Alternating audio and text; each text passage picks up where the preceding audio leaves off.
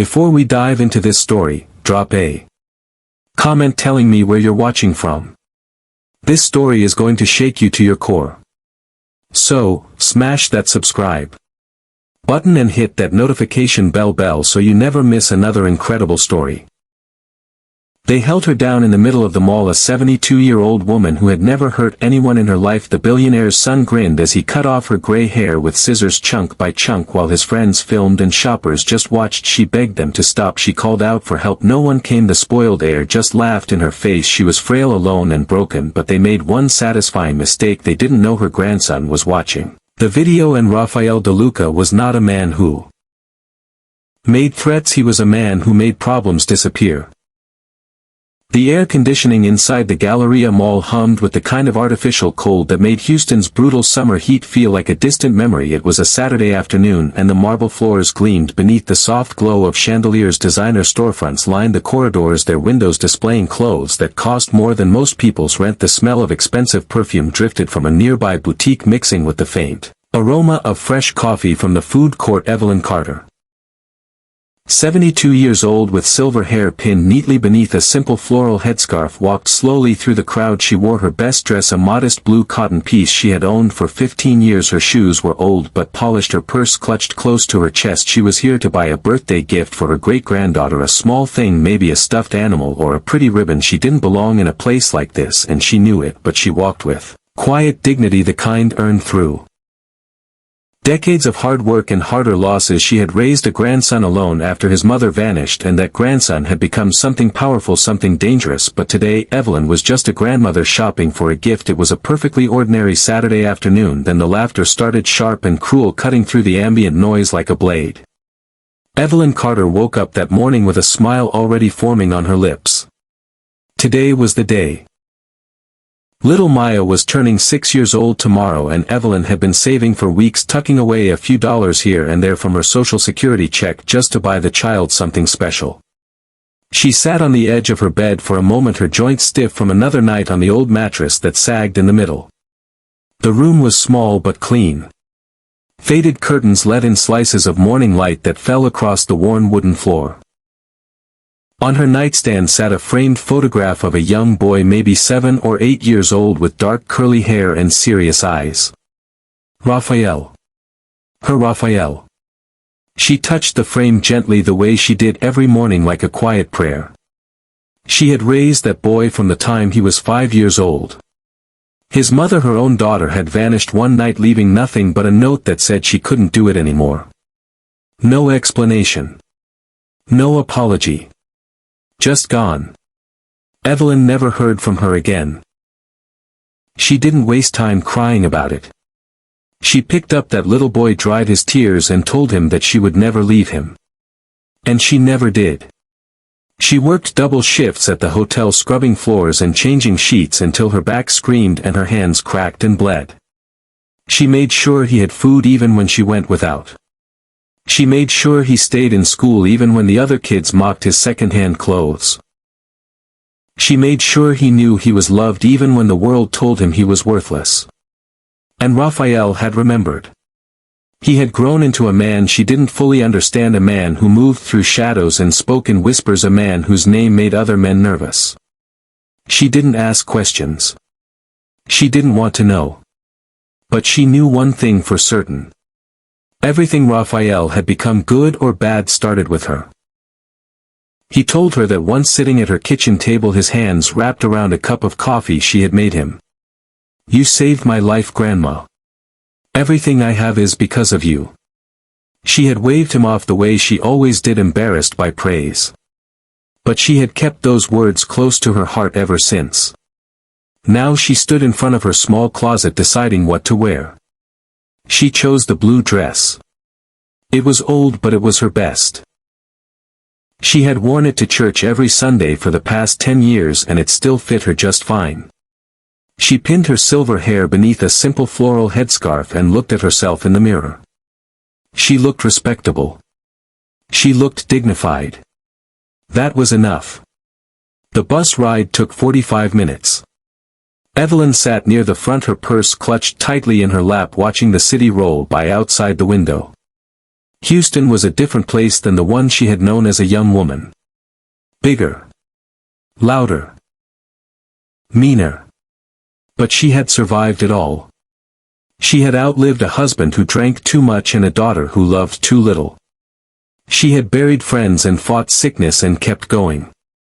She was still here. Still standing. The mall rose up before her like a palace of glass and steel. The Galleria. She had only been inside once before years ago when Raphael had insisted on buying her a winter coat. She had protested but he wouldn't hear it. That coat still hung in her closet barely worn. She didn't go to places like this. She didn't belong. But today was different. Today she wanted to find something beautiful for Maya. Something that would make the little girl's eyes light up. She stepped off the bus and walked toward the entrance, her old shoes clicking softly on the pavement. The automatic doors slid open and a wave of cold air washed over her. She took a breath and stepped inside. She had no idea that she would never walk out the same way she came in. Evelyn had been standing in front of a display of stuffed animals for nearly 10 minutes trying to decide between a soft pink bunny and a little brown teddy bear with a ribbon around its neck. The prices made her wince, but she had saved enough for either one. She picked up the teddy bear and held it gently, imagining Maya's face when she opened it. Yes. This one. This was the one. She was turning toward the register when she heard them. Loud voices. Laughter. The kind of laughter that wasn't joyful but cruel. Sharp. Mocking. She glanced over her shoulder and saw a group of young men walking through the store. There were 4 of them. They wore expensive clothes and moved like they owned the place. The one in front was the loudest. He was tall with slicked back dark hair and a face that might have been handsome if it weren't twisted into a permanent sneer. He held a drink in one hand, sloshing it carelessly as he walked. His eyes were glassy. Drunk. Even from a distance Evelyn could tell. She turned back to the register hoping they would pass. They didn't. Hey. Hey, old lady. Evelyn's stomach tightened. She didn't turn around. She kept walking toward the register, clutching the teddy bear to her chest. I'm talking to you. A hand grabbed her shoulder and spun her around. She stumbled, nearly falling, but caught herself on a display rack. The teddy bear tumbled from her arms and hit the floor. She looked up into the face of the young man with the sneer. Up close she could smell the alcohol on his breath. His eyes were empty. No warmth. No humanity. Just amusement. What's the matter, Grandma? You deaf? His friends laughed. One of them was already holding up a phone, filming everything. Please. Evelyn's voice was quiet but steady. I don't want any trouble. I'm just here to buy a gift for my great-granddaughter. The young man tilted his head like a predator studying prey. He looked her up and down, taking in her old dress, her worn shoes, her simple headscarf. His lip curled. A gift. From you. He laughed again and his friends joined in. What could you possibly give anyone? You look like you crawled out of a thrift store dumpster. Evelyn felt her cheeks burn with shame, but she held her ground. She had faced worse than spoiled boys with loud mouths. She turned to walk away. That was her mistake. The young man's hand shot out and grabbed her headscarf, yanking it off her head. Her silver hair tumbled free and she gasped, reaching for it. But he held it out of reach, waving it like a trophy. Please. She heard her own voice break. Please give that back. He grinned. And then he pulled something from his pocket. A pair of scissors. Long, silver. Sharp. You know what? I think you need a makeover. Before Evelyn could scream, 2 of his friends grabbed her arms and forced her to her knees. She struggled, but they were strong and she was old and frail. The marble floor was cold and hard beneath her. She looked around desperately, hoping someone would help. Shoppers stood frozen, some watching in horror, others lifting their phones to record. A security guard stood near the entrance. He saw everything. He didn't move. The young man Sebastian Crowley, heir to a billion-dollar tech empire, knelt in front of her and grabbed a fistful of her hair. He raised the scissors. "Smile for the camera, Grandma." And then he began to cut. Evelyn screamed. She begged. She pleaded. But he just laughed. Chunk after chunk of her silver hair fell to the floor around her like ashes. His friends howled with delight. The phones kept recording. No one helped.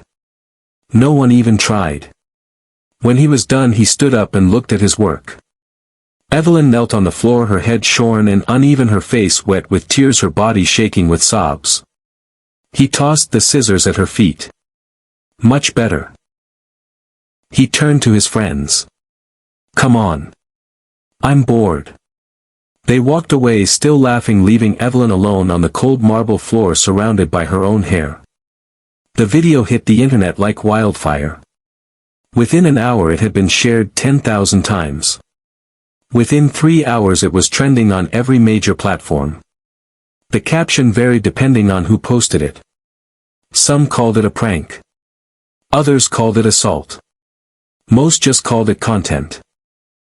The footage was shaky at first, filmed on a phone held by unsteady hands. It showed a group of young men surrounding an elderly woman in what looked like an upscale mall. The woman was on her knees. One of the men was holding scissors. The audio was muffled, but you could hear the laughter. You could hear her begging. "Please. Please stop." And then the cutting began. Chunk after chunk of gray hair falling to the polished floor. The woman's sobs echoed through the speakers of millions of devices around the world. The comments section was a battlefield. Some people were outraged, demanding justice, calling for the young man to be arrested. Others made jokes. Others didn't care at all. They watched for 10 seconds, maybe 20, and then they scrolled on to the next video. The algorithm didn't distinguish between tragedy and entertainment. It only measured engagement. And this video was engaging. By nightfall it had been viewed over 8 million times. News outlets picked it up, running segments with titles like "Shocking Mall Attack Goes Viral" and "Who is the billionaire's son behind this disturbing video?" Sebastian Crowley's name was everywhere. His father's company stock dipped slightly, but not enough to matter. The family's lawyers released a statement calling the incident a misunderstanding and expressing hope that the matter would be resolved privately. No one expected consequences. No one ever did. Not for people like the Crowleys. But somewhere in Houston, in a sleek high-rise office overlooking the city skyline, a man sat alone in the dark. Raphael DeLuca had not moved in over an hour. His phone lay on the desk in front of him, the screen still glowing with the frozen image of his grandmother on her knees. He had watched the video 3 times. The first time he didn't breathe. The second time his hands began to shake. The third time something inside him went very still. Very cold. Very quiet. He knew that woman's face better than he knew his own. He knew those hands that had fed him when there was nothing left to eat. He knew that voice that had sung him to sleep when nightmares came. He knew that silver hair that she had pinned up every Sunday morning before church, combing it carefully in front of the small mirror in her bedroom. He had watched her do it 100 times as a boy, sitting on her bed swinging his legs, waiting for her to finish so they could walk to the service together. And now he watched strangers laugh as a drunk boy cut it off her head for fun. Raphael's jaw tightened. His knuckles went white against the armrest of his chair. He did not scream. He did not throw anything. He did not curse. That was not who he was. Raphael DeLuca had learned long ago that anger was a fire that burned the one who held it. He had learned to turn that fire into something else. Something colder. Something more useful.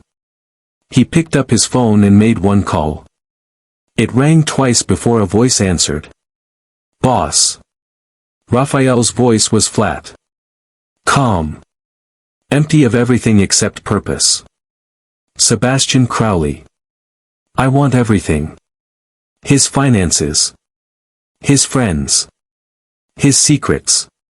His father's secrets. Every skeleton in every closet. Every deal. Every bribe. Every lie. I want to know what he eats for breakfast and who he calls when he's afraid. I want to know the name of every person who watched my grandmother cry and did nothing. There was a pause on the other end of the line. Then the voice responded. How far do you want us to go? Raphael looked at the frozen image on his screen. His grandmother's tear-streaked face. Her trembling hands. Her broken dignity. All the way. He said quietly. Burn it all down. He ended the call and sat back in his chair staring out at the city lights below. The hunt had begun. Raphael De Luca was not born powerful. He was born poor. He was born unwanted.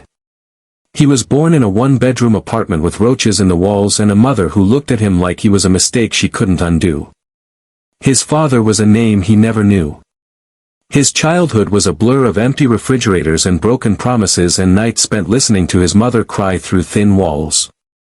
And then one day she was gone. No goodbye. No explanation. Just a note on the kitchen table and a 5-year-old boy standing in the doorway not understanding why the world had abandoned him. Evelyn Carter saved his life that day. She took him in without hesitation. She was already old by then, already tired, already worn down by years of hard work and harder losses. But she never complained. She never made him feel like a burden. She gave him everything she had, which wasn't much, but it was enough. It was more than enough. It was love. Real love. The kind that doesn't ask for anything in return.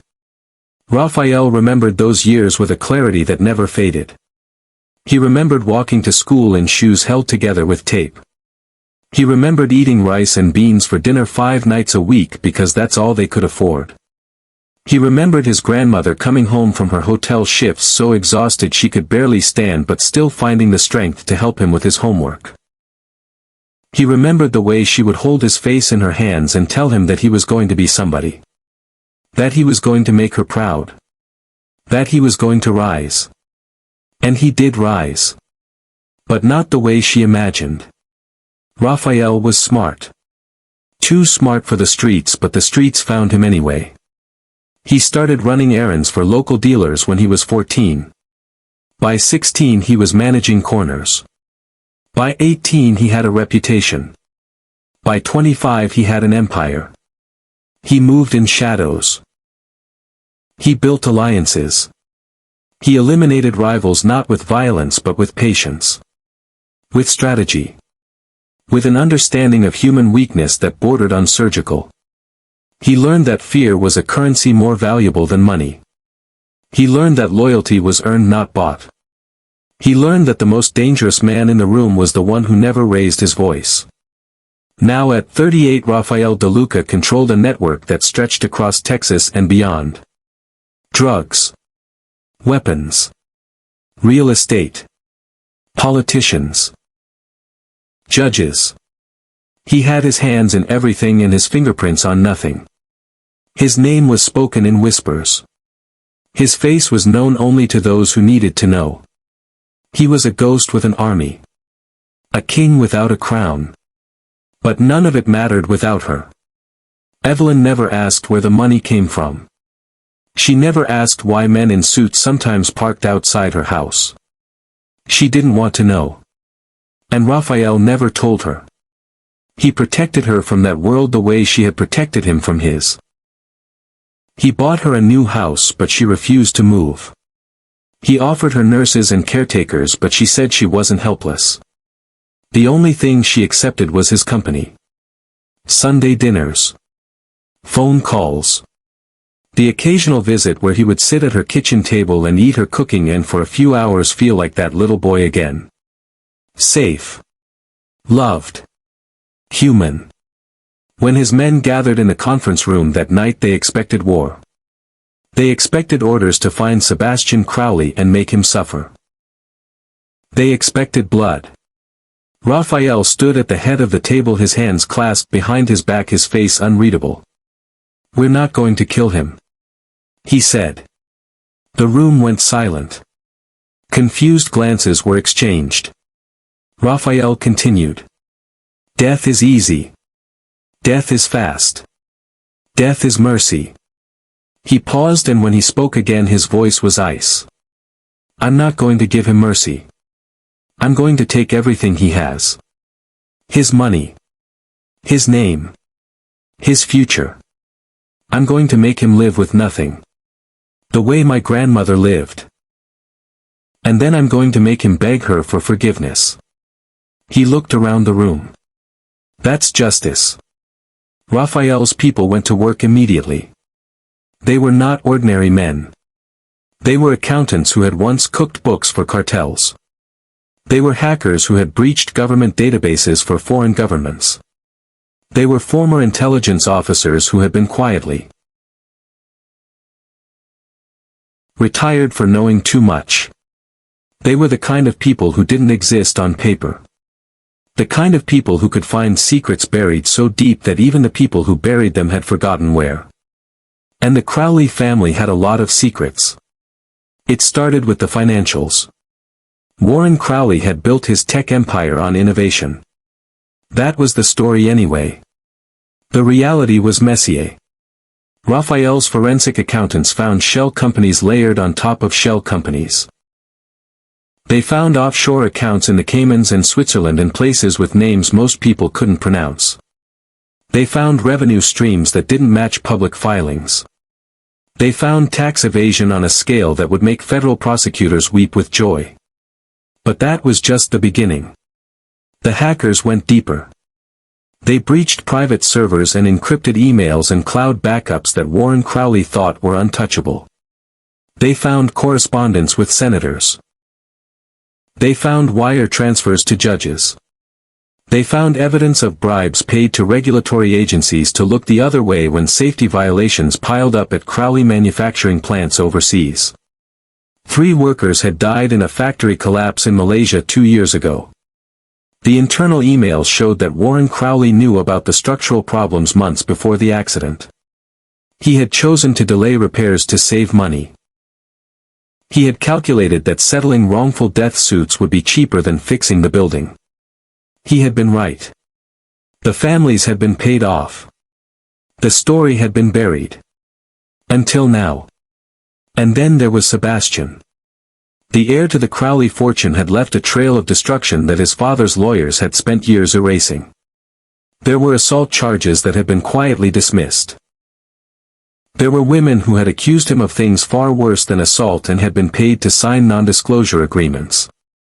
There were recordings of him at parties saying things that would end careers and destroy reputations. There were photographs that no amount of money could explain away. Sebastian Crowley was not just a spoiled bully. He was a predator. And he had been protected his entire life by the fortress of his father's wealth. Raphael reviewed the files in his office surrounded by stacks of documents and glowing screens. His expression never changed. He read about the bribes and the cover-ups and the victims who had been silenced. He read about the factory workers who had died so that Warren Crowley could save a few $1,000,000. He read about the women Sebastian had hurt and the lives he had ruined without consequence. And with each page his resolve hardened. This was not just about his grandmother anymore. This was about every person the Crowleys had crushed beneath their heels. Every voice they had silenced. Every life they had treated as disposable. The anonymous tips began flowing out the next morning. They went to the Securities and Exchange Commission. They went to the Internal Revenue Service.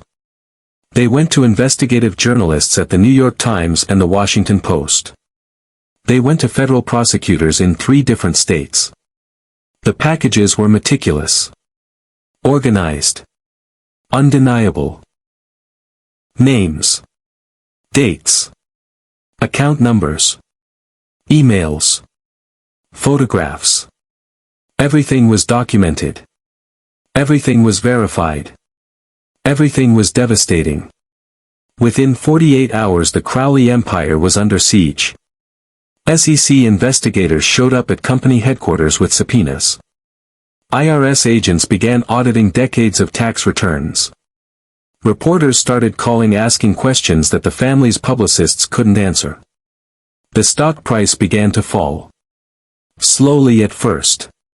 Then faster. Warren Crowley held an emergency press conference insisting that the allegations were baseless. That his company was being targeted by competitors. That his family was the victim of a coordinated smear campaign. He smiled for the cameras but his eyes were afraid. Raphael watched the press conference from his office. He didn't smile. He didn't gloat. He simply picked up his phone and sent a single text to his team. Phase 1 complete. Continue. The unraveling had only just begun. Sebastian Crowley woke up on a Tuesday morning to discover that his credit cards no longer worked. He had been trying to buy breakfast at his favorite cafe, a place where a single avocado toast cost $32. The card was declined. He tried another. Declined. He tried a third. Declined. The barista looked at him with a mixture of pity and satisfaction. He had been rude to her before. Many times. She didn't offer to help. She just waited for him to leave. He called his father's accountant in a rage, demanding to know what was happening. The accountant's voice was strained. Apologetic. The trust fund had been frozen pending the federal investigation. All of Sebastian's accounts were tied to the family's primary holdings. Until the legal situation was resolved, there was nothing anyone could do. Sebastian screamed into the phone. He threatened. He cursed. The accountant hung up. That was the first domino. The second came later that afternoon when his girlfriend Madison called. They had been together for 8 months. She was a model. Blonde. Beautiful. Expensive. She had loved Sebastian's money and the lifestyle it provided. She had tolerated his cruelty because it came with private jets and designer handbags and invitations to parties where celebrities mingled with billionaires. But now the money was gone. And Madison was gone with it. I can't be associated with this, she said. Her voice was cold. Practiced.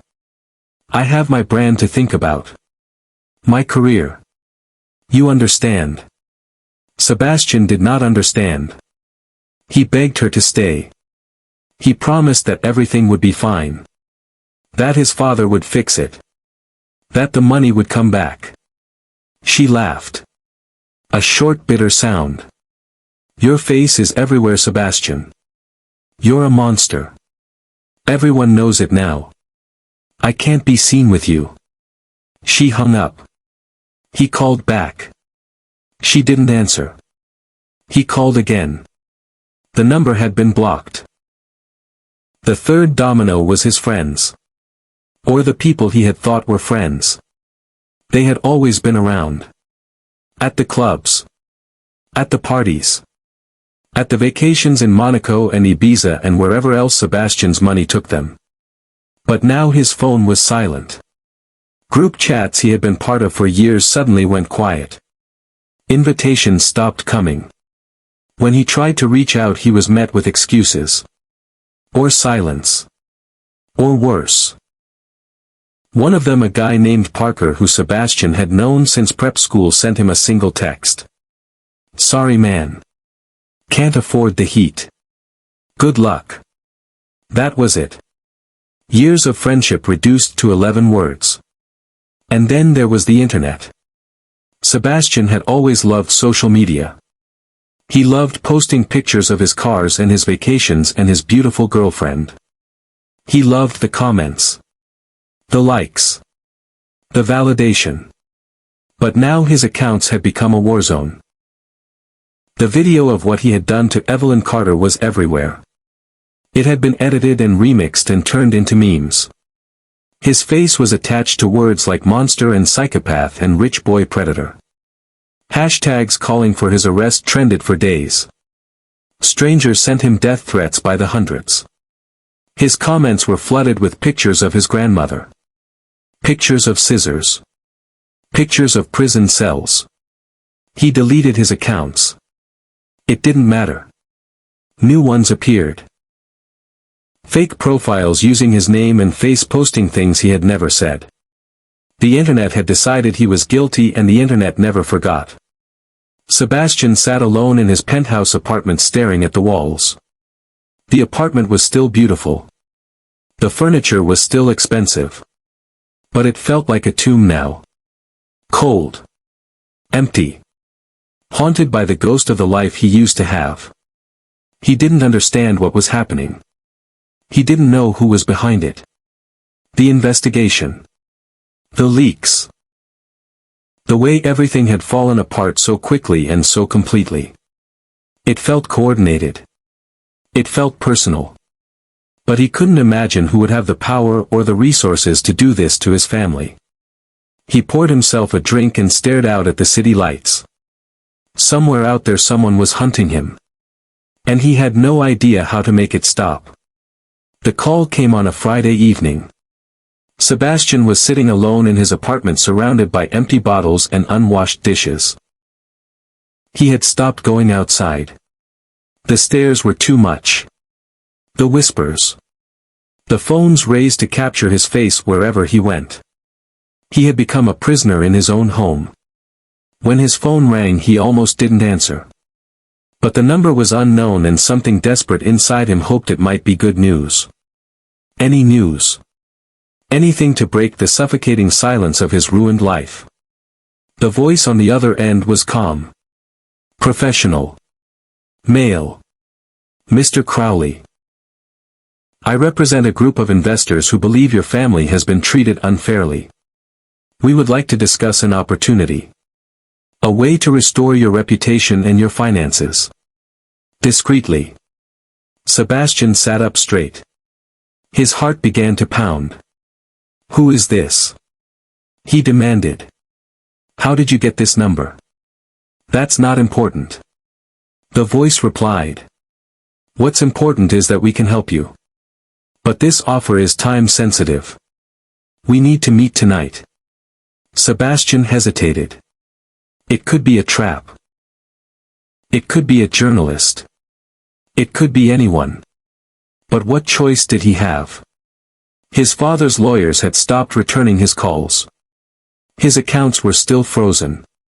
He was running out of options. Where? He asked. The voice gave him an address. A private event space downtown. 9th floor. Come alone. Tell no one. The line went dead. Sebastian stared at the phone for a long moment. His instincts told him something was wrong. But his desperation was louder. He grabbed his jacket and headed for the door. The building was sleek and modern. Glass and steel rising into the night sky.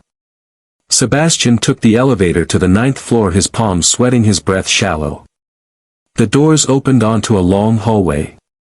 At the end was a set of double doors. He could hear murmuring voices on the other side. He straightened his jacket. Took a breath. Pushed the doors open. The room was large. Elegant. Chandeliers hung from the ceiling, casting warm light over polished floors. But it was not empty. There were people everywhere. Dozens of them.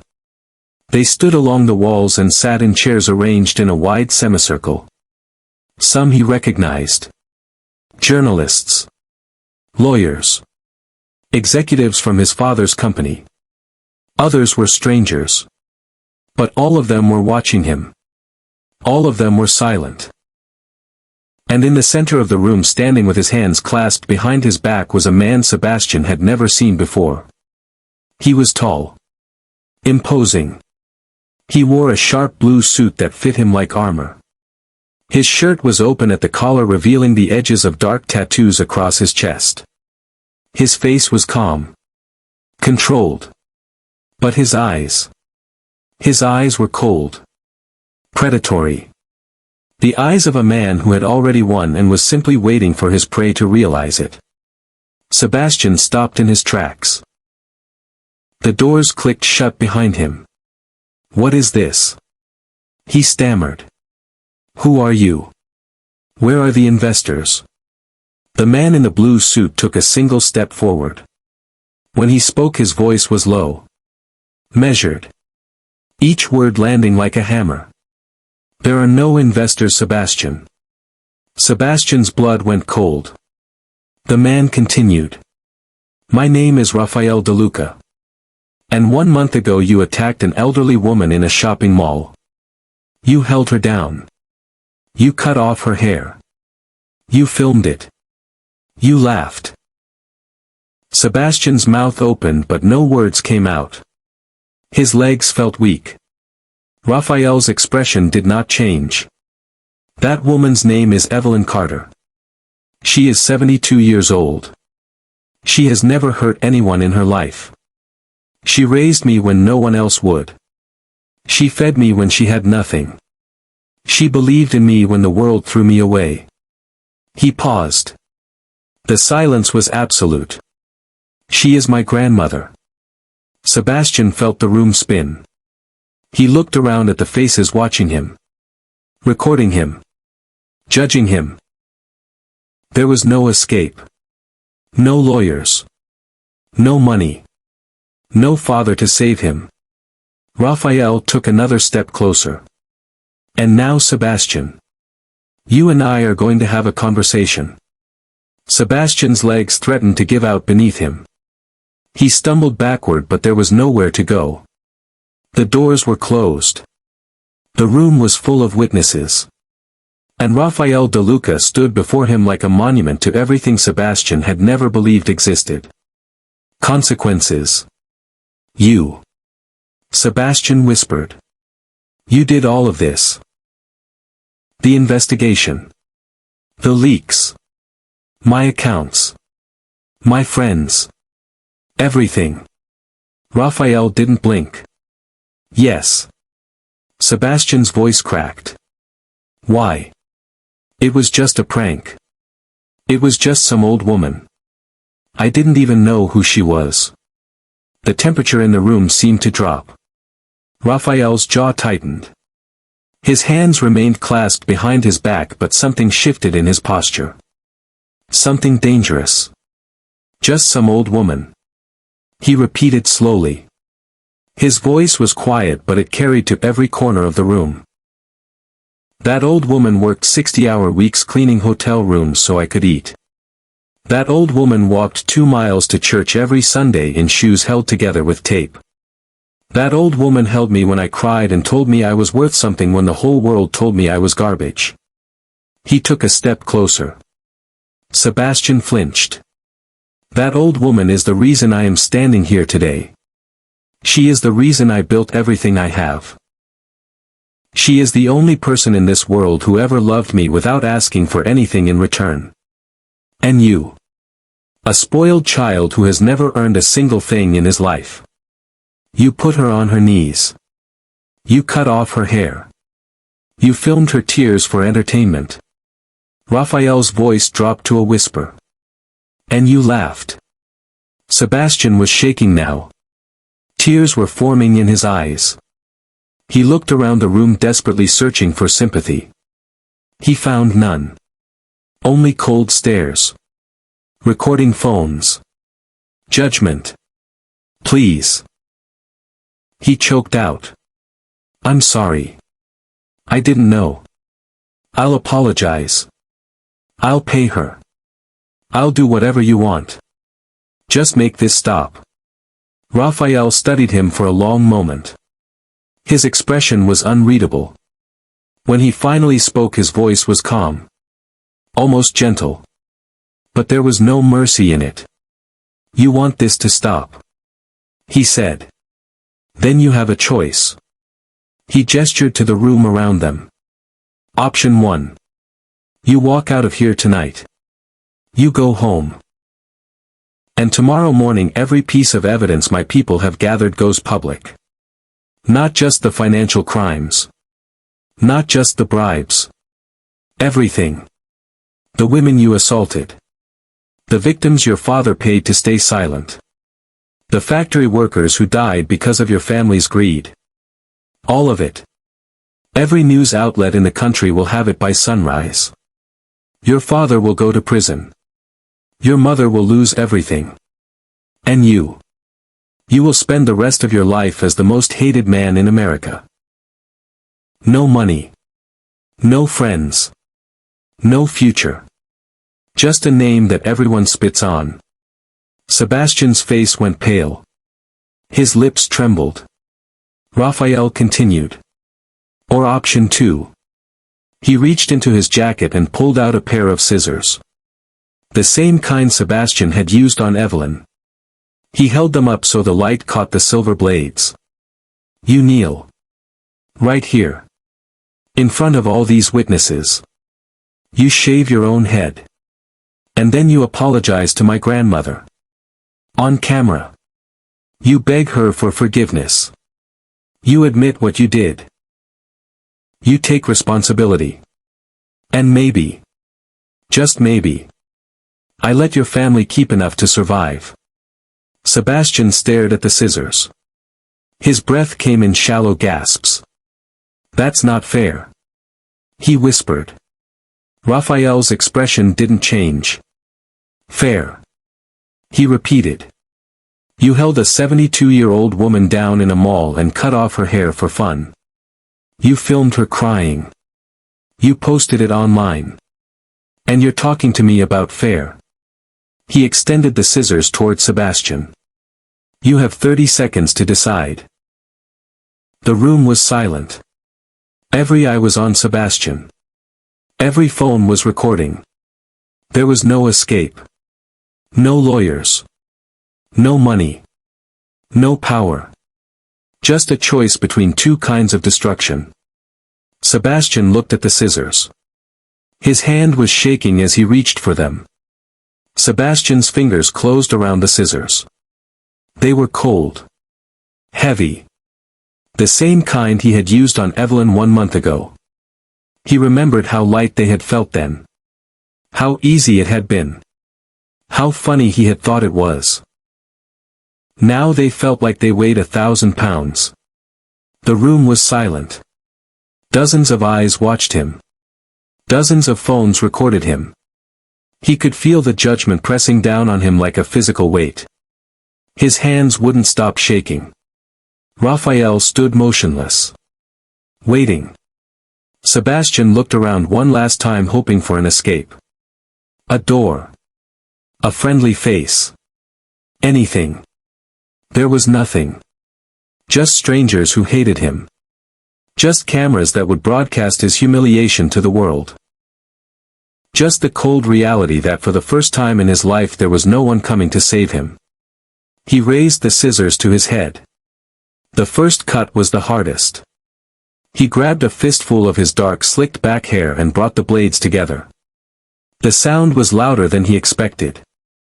A sharp metallic snip that echoed through the silent room. A clump of hair fell to the polished floor. Then another. And another. Sebastian's vision blurred with tears. His chest heaved with sobs he couldn't control. He kept cutting. Uneven. Desperate. Chunks of hair falling around his feet like the remains of the person he used to be. He didn't look handsome anymore. He didn't look powerful. He looked broken. Pathetic. Human. When he was done his head was a mess of uneven patches and bare spots. He dropped the scissors. They clattered against the floor. He stood there swaying slightly, his face wet with tears, his body trembling. Raphael watched without expression. Then he nodded toward the back of the room. Bring her in. The doors opened. 2 of Raphael's men walked in slowly. Between them, supported gently on each side, was Evelyn Carter. She wore a simple dress. Her head was covered with a soft scarf hiding the damage Sebastian had done. Her eyes were tired but clear. She looked at her grandson first. A small sad smile crossed her face. Then she looked at Sebastian. He crumbled. Sebastian dropped to his knees so fast he hit the floor with a painful crack. He crawled forward on his hands and knees until he was at Evelyn's feet. The room gasped. Phones adjusted angles to capture every moment. "I'm sorry." Sebastian choked out. The words came in broken sobs. "I'm so sorry. I didn't know. I was drunk. I was stupid. I was cruel. I had no right. No right to touch you. No right to hurt you. Please. Please forgive me." Evelyn looked down at him. This pathetic broken boy who had humiliated her in front of the world. Who had taken her dignity and laughed about it. Who had treated her like she was nothing. She could have spit on him. She could have cursed him. She could have walked away and let her grandson finish destroying his family. No one would have blamed her. But Evelyn Carter was not a woman built for hatred. She reached down slowly and placed her hand on Sebastian's head. He flinched at her touch. Then he began to cry harder. "I forgive you," she said quietly. Her voice was steady. Strong. "Not because you deserve it. But because carrying hate is too heavy for an old woman like me. I forgive you. Now get up. And do better." Sebastian looked up at her, his face a mess of tears and snot. He nodded. He couldn't speak. Raphael stepped forward and helped his grandmother turn away. The two of them walked toward the door. Evelyn didn't look back. The video was uploaded within the hour. By morning it had been viewed 50 million times. The headlines wrote themselves. "Billionaire's son begs forgiveness from elderly victim." The internet that had once laughed at Evelyn's pain now celebrated her grace. Her dignity. Her strength. The first video had been about cruelty. This one was about justice. And the world watched a grandmother teach a broken boy what mercy looked like. 1 month later the sun was setting over Houston, painting the sky in shades of orange and gold. The air was warm but not unbearable. A gentle breeze stirred the leaves of the old oak tree in Evelyn Carter's front yard. The same tree Raphael used to climb as a boy when he needed to escape the world for a while. Evelyn stood in her kitchen stirring a pot of collard greens. The smell of roasted chicken filled the small house, mixing with the scent of cornbread cooling on the counter. Sunday dinner. A tradition she had kept for as long as she could remember. No matter what happened in the world outside, this was sacred. This was family. Her hair was growing back. Soft silver fuzz covered her head now. She had stopped wearing the scarf a week ago. At first she had been self-conscious. But the women at church had told her she looked beautiful. Like a survivor, they said. Like a warrior. She didn't feel like a warrior. She just felt like herself. Evelyn Carter. 72 years old. Still standing. The Crowley family was not standing.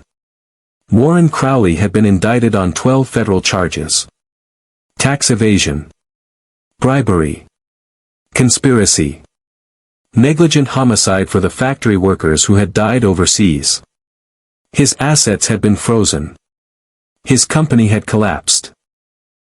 His wife had filed for divorce and fled to Europe. The empire built on greed and cruelty had crumbled to dust. Sebastian was gone too. Not dead. Raphael had kept his word.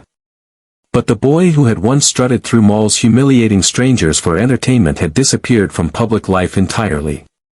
Some said he had checked into a psychiatric facility. Others said he was living in a small apartment somewhere, working a minimum wage job for the first time in his life. No one knew for sure. No one cared. He was a footnote now. A cautionary tale. A name people used to remind their children that actions have consequences. The doorbell rang. Evelyn wiped her hands on her apron and walked to the front door. She already knew who it was. Raphael stood on the porch wearing jeans and a simple black sweater. No suit tonight. No armor. Just her grandson. He held a bouquet of flowers in one hand. Yellow roses. Her favorite. He smiled when he saw her, and for a moment he looked like that little boy again. The one she had taken in all those years ago. The one who had cried himself to sleep and asked her why his mother didn't love him. She pulled him into a hug. He wrapped his arms around her carefully like she was made of glass. They stood there for a long moment. No words. Just the warmth of family. Inside they sat at the small kitchen table and ate together. They talked about nothing important. The weather. The church gossip. The neighbor's new dog. Evelyn laughed at something Raphael said, and the sound filled the house with life. When dinner was over, Raphael helped her wash the dishes. Side by side at the sink, just like when he was a boy. When the last plate was dried and put away, Evelyn turned to him. She reached up and took his face in her hands. Her palms were warm and rough from decades of hard work. She looked into his eyes. The same serious eyes from that old photograph on her nightstand. "You didn't kill him," she said softly. "You could have. I know you could have. But you didn't." Raphael's jaw tightened. He didn't speak. Evelyn smiled. Her eyes glistened with tears. "I'm proud of you, Raphael. I always have been. But today I'm proud because you showed mercy. That takes more strength than violence ever could." Raphael blinked. A single tear escaped and rolled down his cheek. His grandmother wiped it away with her thumb. He kissed her forehead. Then he turned and walked to the door. Outside the night was quiet. Stars were beginning to appear in the darkening sky. Raphael climbed into his car and sat for a moment looking at the little house with the old oak tree. Then he drove away. The wolf had protected his own. And finally he was at peace. This story was for every grandmother who sacrificed everything and never asked for anything in return. If you have a grandmother or someone who raised you with love and made you who you are today, comment their name below. Let's fill these comments with the names of the women who built us. Subscribe for more stories of justice, courage, and the power of family. Please subscribe now and hit that notification bell so you never miss another incredible story.